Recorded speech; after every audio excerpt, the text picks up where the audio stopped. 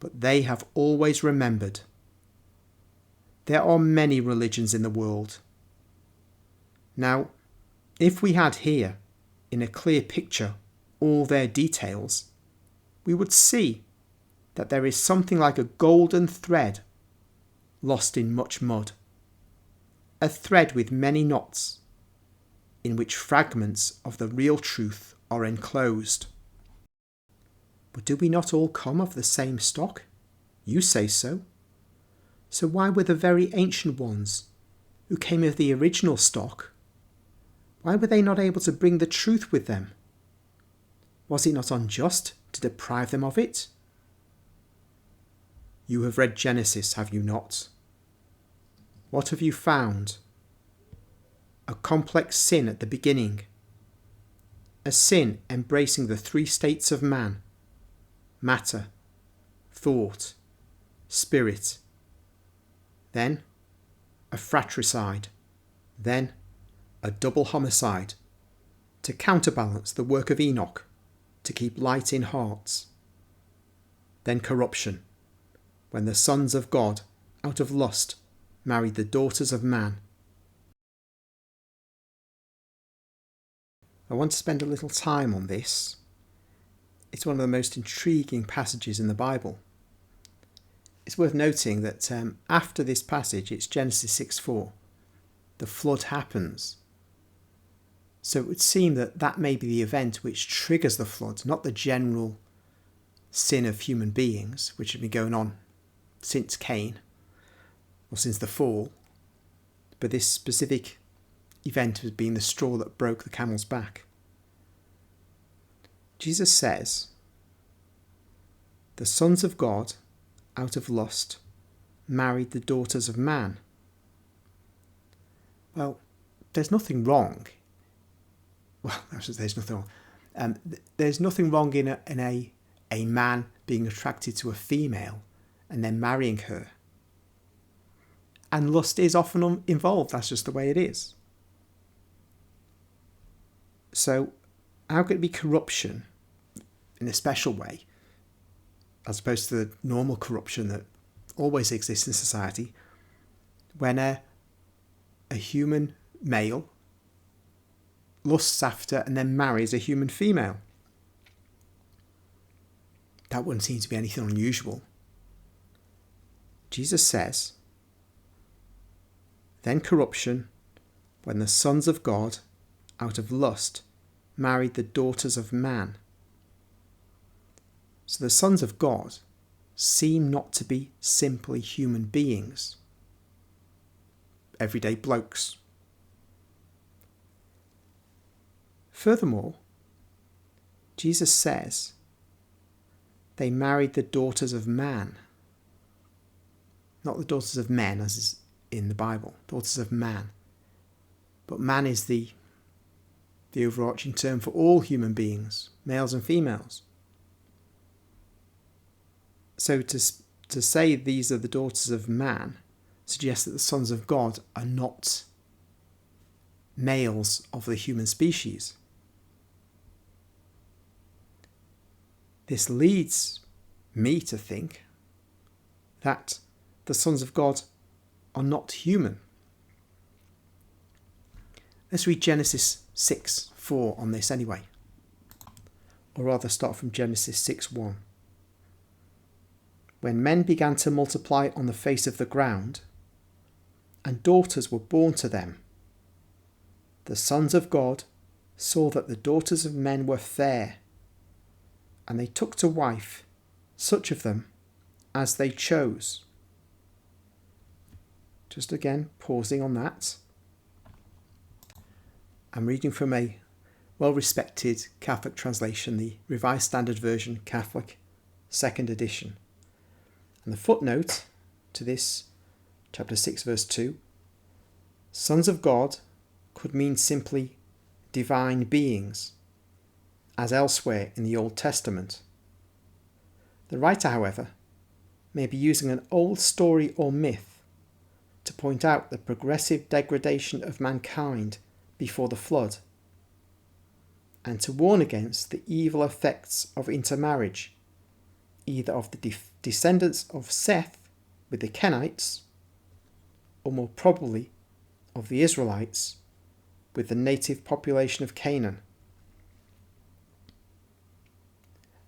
It's gratifying that the footnote does say sons of God could mean divine beings, and it says that's the phrase's meaning elsewhere in the Old Testament. But I find it quite shocking, and would be redolent of the old modernism that Pope St. Pius X condemned. The writer may be using an old myth, and it might really be about intermarriage of descendants of Seth with the Kenites, or more probably the Israelites with the native population of Canaan.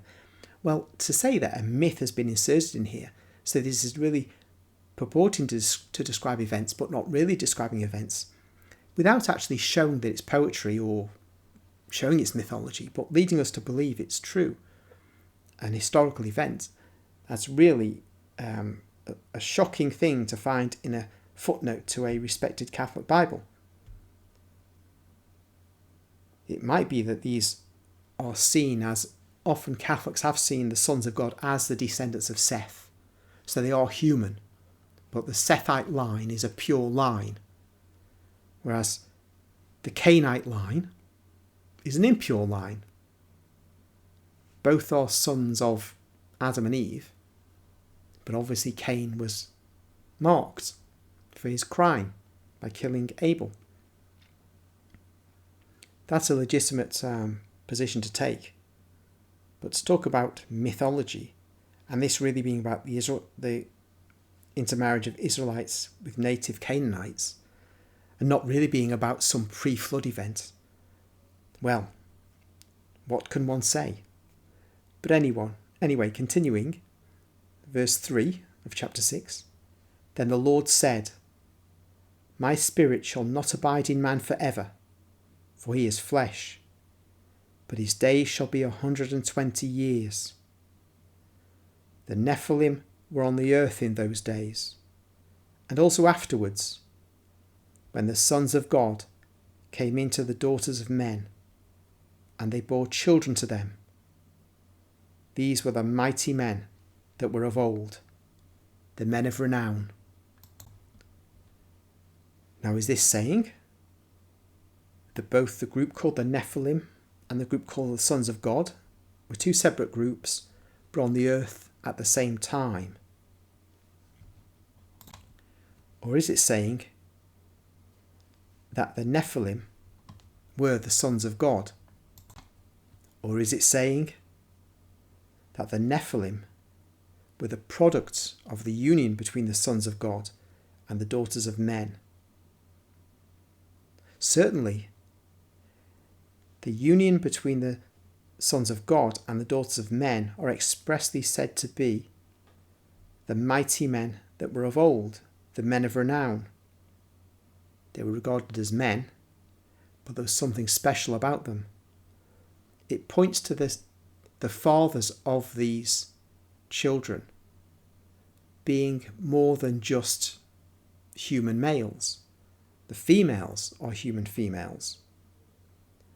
But how a human male and a human female produces a class of being called the mighty men of old, the men of renown, doesn't seem likely. So it looks like the sons of God were more than human. And that brings us to the book of Enoch, in which it is expressly stated these are fallen angels. Somehow they became embodied. This is the objection, you see.